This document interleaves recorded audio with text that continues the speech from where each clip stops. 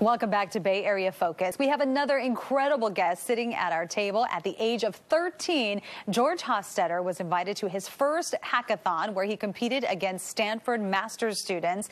And since then, he has developed his own apps and has started a tech company. Now at 17, yeah, I said 17 years old, George shows no signs of slowing down. Welcome to Bay Area Focus. Thank you for having me. Well, I am so happy to have you here. You are 17 right now. Impressive resume already. Let's go all the way back so many years ago when you were 13. What inspired you to enter the hackathon? And first, for our viewers out there, what is the hackathon? So a hackathon is a 3-day event where mentors from various tech companies come out from Silicon Valley, and they help trailblazers that are students. They could range from 13 to college students. They come up with an idea that can turn into a website or a mobile application, and then these mentors help them finish programming it. Okay. And then they present it to judges, and then the judges predict what place you get. So were you always interested in this? I was never interested into technology until I was 13 when I first got my iPhone. And I first got into it because I wanted to learn how to jailbreak it. And jailbreaking is where you can completely customize your iPhone. And when you do it, when you put the software into the phone, it runs code through the screen. And the codes is a bunch of ones and zeros and a bunch of terms that I had no idea what they meant. And I wanted to learn how to code that. I wanted to learn how to create an iPhone. I wanted to learn how to create a website and an application. So you get this iPhone, and they're not cheap. Were you scared you might break it? Yes, I was. Because when you jailbreak an iPhone, Apple will not help you fix it. So I was very nervous. But aside from jailbreaking, my friend Desmond at the time, he asked me to go to a hackathon. I had no idea what it was. It was right after the murder of Trayvon Martin. And I was very interested in, I was really heartbroken because Trayvon had a smile that was very similar to mine. And I was scared that I'd be the next African-American boy that was murdered by the boys in blue. So I went with this hackathon trying to get my mind off the issue of racial discrimination. And the hackathon ended up being centered around, could an app have saved Trayvon Martin? Wow. So it was produced by Kino Labs, which is the tech company. And you didn't know Oakland. that going in? I had no idea. Wow. I had no idea. And I didn't create this application called CopStop at this hackathon, but I did a few hackathons after. The application that I created at this hackathon was called Connect the Dots, and that stemmed from an idea that me and my friend had at the same time because we went to predominantly white private schools. And we created a social network that connects African-American private school students in predominantly white schools so they can share their experiences on racism with each other. Okay, so you created, and then that's the CopStop app. That's Connect the Dots. Connect the Dots. Yes, ma'am. Okay, and then came CopStop. Yes, CopStop was 2 years later at another Kino Labs hackathon. And what is that? This application is the 21st century key from staying safe from police brutality.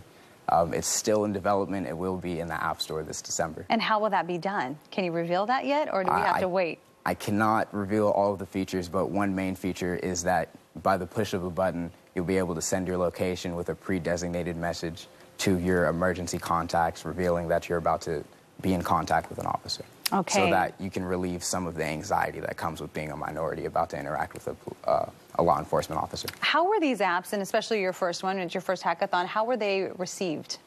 The Kino Labs hackathons are a very supportive and welcoming environment. When I first went into the very first hackathon, it was my first introduction into the world of technology. And it was my first time seeing African Americans in the tech industry. So I was taken a few steps back because I was like, whoa, at 13, I don't know what I want to do. I wanted to be a rapper. I wanted to be a star athlete. And I wasn't good at sports, and I wasn't necessarily good with words, rapping in poetic ways. Yeah. But technology was something that was very intriguing.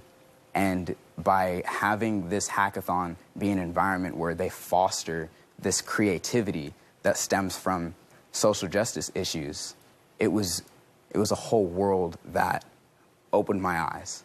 And I knew that this is what I wanted to do. Well, you're doing some great work, it sounds like. I heard that you met with Megan Smith, who, of course, is the Chief Technology Officer for the White House. What was that like? Oh, that was amazing. I met her at the Code for America conference. I believe in 2015. I was 15 years old, and she comes on as a special guest, and it was a sea, if you can imagine a vanilla ice cream tub, and then 2 random chocolate chips in the middle. That was me and my mom at the conference. Okay. It was very intimidating because I was the only kid. And I wasn't used to being the only kid at this huge tech conference. And when she came on, I was very nervous to introduce myself. But my mom gave me the realization that you have to, because you're here for a reason. So I pushed through my insecurities and I introduced myself. And from that moment on, it was an amazing conversation because she made me realize that women as well are minorities in the tech industry. So there was sort of a connect between us.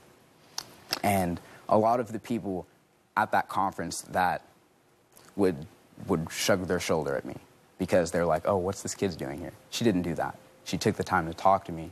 She actually told me to go to Google. She said, I need to visit Google. So I did in the next few months, and I was the very first to pilot a program at Google called Shadow a Googler for a Day.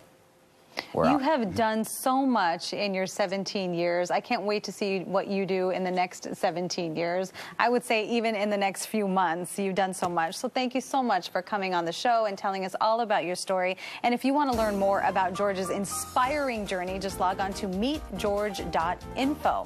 Coming up after the break, an organization doing all it can to save lives. We'll be right back.